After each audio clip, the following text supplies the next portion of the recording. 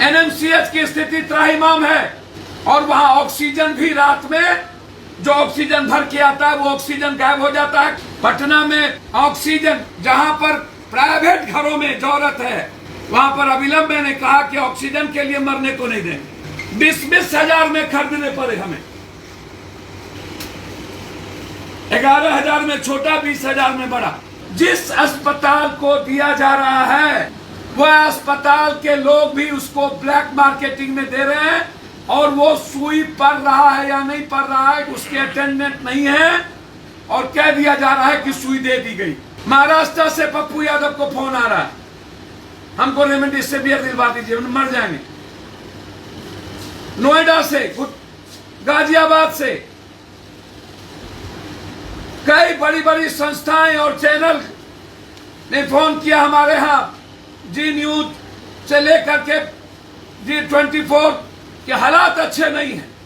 मेरे पास है अभी मिनिमम 200 से ज्यादा पीस अंग दवाई, सुई, ताकि वो लोगों की जरूरत जान बचा सके।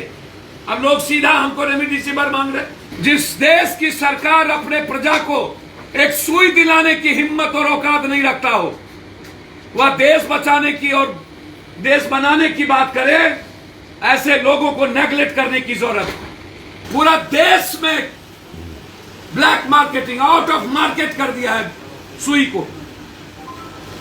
मैं सरकार से पूछना चाहता हूं, जब आपके एम्स के डायरेक्टर लिख के देते हैं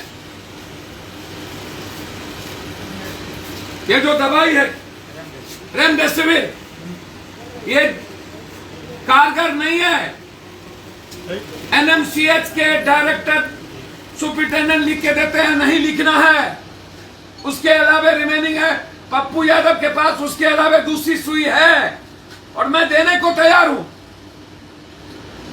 लेकिन एक भी डॉक्टर रेमडेसिविर के अलावा दूसरा सुई का नाम नहीं लिख रहा, क्योंकि सिर्फ रेमडेसिविर में ही पैसा अधिक बचत है, ब्लैक मार्केटिंग है और दवाई में पैसा बचत नहीं है। जो एजेंसी है यहां जो सिप्ला के कुछ लोग हैं और जिसकी यहां सीएनएफ लिया हुआ है जो लोग, उनसे मिलकर और कुछ पदाधिकारी की गठबंधन से पूरा आउट ऑफ ब्लैक मार्केटिंग हो गई। जिस अस्पताल को दिया जा रहा है वह अस्पताल के लोग भी उसको ब्लैक मार्केटिंग में दे रहे हैं और वो सुई पड़ रहा है या नहीं पड़ रहा है उसके अटेंडेंट नहीं है और कह दिया जा रहा है कि सुई दे दी गई। प्रधानमंत्री जी और मुख्यमंत्री जी,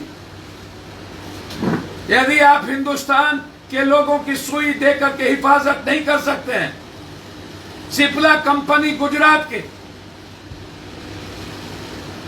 महाराष्ट्र से पप्पू यादव को फोन आ रहा है, हमको रेमडेसिविर दिलवा दीजिए, मर जाएंगे। नोएडा से, गाजियाबाद से कई बड़ी बड़ी संस्थाएं और चैनल ने फोन किया हमारे यहाँ, जी न्यूज से लेकर के G24 के हालात अच्छे नहीं हैं। दिल्ली से और कोई सुनने वाला नहीं। सुई रहते हुए अस्पताल में सुई नहीं पड़ता है पेशेंट को। एनएमसीएच की स्थिति त्राहिमाम है और वहां ऑक्सीजन भी रात में जो ऑक्सीजन भर के आता है वो ऑक्सीजन गायब हो जाता है। खाली जो सिलेंडर है उसको लगा दिए जाते हैं ऑक्सीजन लगाकर। एक भी सीनियर डॉक्टर भीतर नहीं जाता है एनएमसीएच के अंदर, एक भी सीनियर डॉक्टर।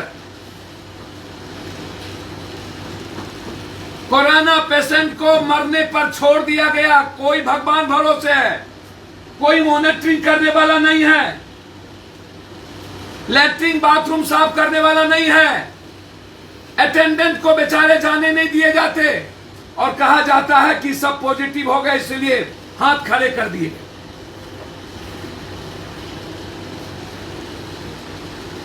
पटना में ऑक्सीजन जहां पर प्राइवेट घरों में जरूरत है, वहां पर अविलंब मैंने कहा कि ऑक्सीजन के लिए मरने को नहीं देंगे। 20-20 हजार में खरीदने पड़े हमें।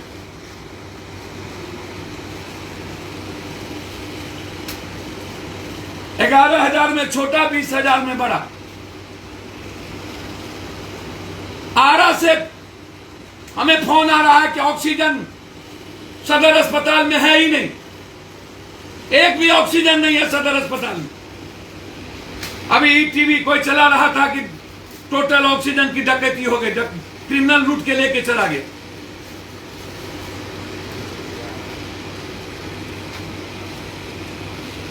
पूरा जो जीएम रोड है, पूरा जीएम रोड के अगल बगल पूरी रेमडेसिविर दवाई की ब्लैक मार्केटिंग। 34,000, 24,000, 25,000, 70,000, 45,000।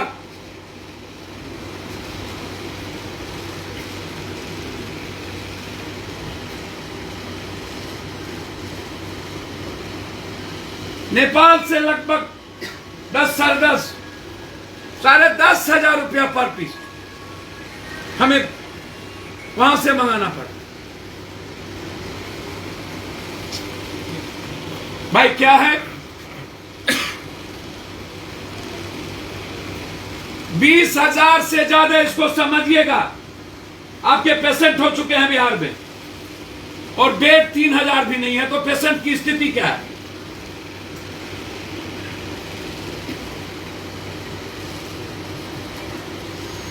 मैंने मेदांता को डॉक्टर सहित और बेड सहित, मैं जानना चाहता हूं, झारखंड के मुख्यमंत्री ने बेड के साथ, ऑक्सीजन के साथ बेड लगवाने का काम किया है कुछ?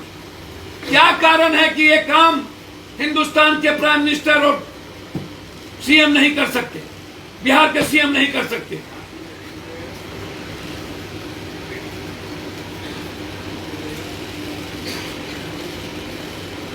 और जब WHO से लेकर लगभग भारत के डॉक्टर ने कहा है रेमडेसिविर 80-85% रिमेनिंग नहीं है, डॉक्टर तेहरान सभी लोगों ने, फिर डॉक्टर साहब लोग क्यों लिख रहे हैं रेमडेसिविर? और दवाई जान रक्षक है वो क्यों नहीं लिख रहे हैं? मेरे पास है अभी मिनिमम 200 से ज्यादा पीस अंग दवाई, सुई, ताकि वो लोगों की जरूरत जान बचा सके। अब लोग सीधा हमको रेमडेसिविर मांग रहे, कहां से दिया जाए भाई?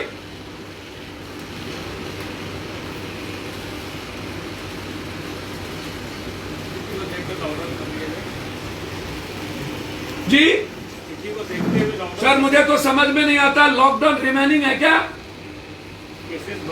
लॉकडाउन तब लगती है जब जबरदस्ती लोगों को बंद कर नेताओं को और व्यवस्था को मनमानी करने का, लूटने की खुली छूट की मन हो।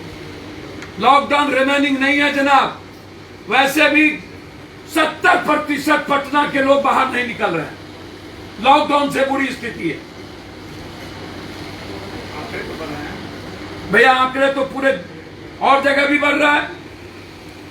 दिल्ली में एक भी रेमडेसिविर नहीं मिल रहा है, ऑक्सीजन की कमी है। बंबई में नहीं मिल रहा है।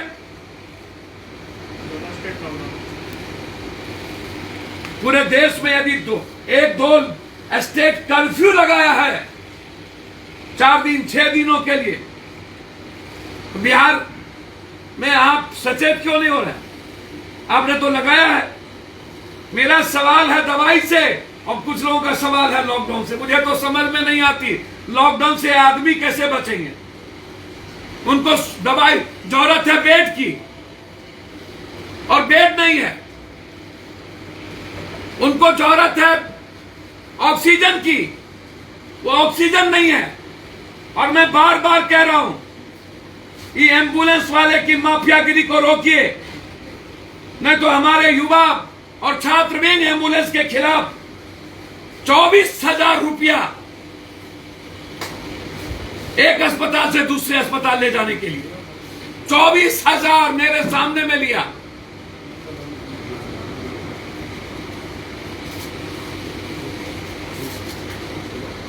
पीएमसीएच में मैं खड़ा था, पैसा लिया।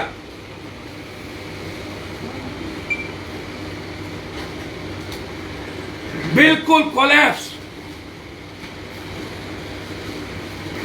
जिस देश की सरकार अपने प्रजा को एक सुई दिलाने की हिम्मत और औकात नहीं रखता हो, वह देश बचाने की और देश बनाने की बात करे, ऐसे लोगों को नेगलेक्ट करने की जरूरत है। आज जरूरत सिर्फ सुई, ऑक्सीजन, लोगों की जिंदगी बचाने की है, और सरकार ने लापरवाही की। और हिंदुस्तान में आज सुई से भी ज्यादा जरूरत ऑक्सीजन की है, जो भारत में ऑक्सीजन की कमी है। बिहार में ऑक्सीजन नहीं है, और सरकार झूठ बोलती है, लगातार झूठ पे झूठ, झूठ पे झूठ। और अंतिम बात, प्रवासी मजदूर जहां से आ रहे हैं, एनआरकी, एक बस में 9,000 रुपया एक भाड़ा, दिल्ली से यहां आने का 12,000 भाड़ा, और सीट पर 5 आदमी। ट्रेन में भाड़ा, यहां से टेम्पो में ट्रिपल भाड़ा, फिर यहां से बस से घर ट्रिपल भाड़ा। प्रवासी मजदूरों के लिए सरकार ने बस की व्यवस्था नहीं की, और प्रवासी मजदूर जब भूखे प्यासे उतरते हैं तो सरकार ने उसकी खाने की व्यवस्था नहीं की, और न ही प्रवासी मजदूरों की जांच होती है। कहीं भी 5 जगहों से प्रवासी मजदूर स्टेशन से निकल रहे हैं, और एक जगह तंबू लगा करके सिर्फ दिखाने का काम। यह सरकार 75 लाख रुपया जो कह रही है, यह अपने पार्टी फंड में या नेताओं के फंड में देंगे, या 75 लाख रुपया हर जिलों में ऊंट के मुंह में जीवे का फोरन, और उसमें भी प्रवासी मजदूर के लिए नहीं, सरकारी तंत्र के लिए। मेरा आरोप है, यह 75 लाख रुपया नहीं, प्रवासी मजदूर के अकाउंट में सरकार सीधा 6,000 रुपया डाले। कोई खाने की व्यवस्था नहीं, कुछ मत करिए, आप 6,000 रुपया मजदूर के अकाउंट में डालिए। यह मेरा डिमांड है। और यदि सिप्ला एंड अदर कंपनी कल तक बिहार के लोगों को सुई देने का काम नहीं किया, तो कल उसके विरोध में कल से आंदोलन शुरू। सर, आप सिलेंडर बांट रहे हैं, और जिला प्रशासन का कहना है कि कोई भी अस्पताल नहीं कह सकता है कि उनके पास ऑक्सीजन की कमी है। मैं ऐसे लोगों से बात नहीं करूंगा। अखबार से लेके टीवी भरी पड़ी है, सबने सर्वे किया है, और जा करके कहीं ऑक्सीजन नहीं है। मेरे इस पर ऑक्सीजन के लिए आते हैं, मैं नहीं कह रहा हूं, अखबार के रिपोर्टर, टीवी चैनल के रिपोर्टर एक एक अस्पताल जाकर के जांच किया है। और मैं कल ऑक्सीजन के लिए शाम में गया, सभी जगह कहीं ऑक्सीजन नहीं। सर, डीडीसी के रिची पांडे, इनका कहना है कि जिलाधिकारी के निर्देश पर जो है कोई अस्पताल अब नहीं कर सकता है कि हमारे पास ऑक्सीजन। ये वो सही बोल रहे हैं कि अखबार और रिपोर्टर और आम आदमी सब झूठ बोल रहा है।